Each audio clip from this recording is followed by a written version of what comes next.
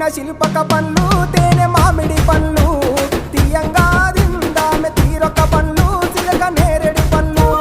కాపంలో ఇచ్చిన మక్క కంకులు అవి పాల కంకులు కాల్చుకొని తిందాము కందికాయలు పచ్చి పల్లికాయలు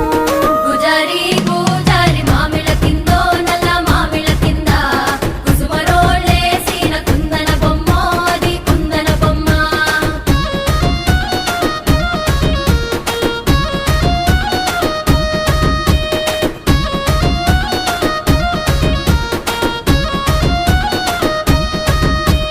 బెస్తలు పెట్టిన పచ్చి చేపలు అవి వట్టి చేపలు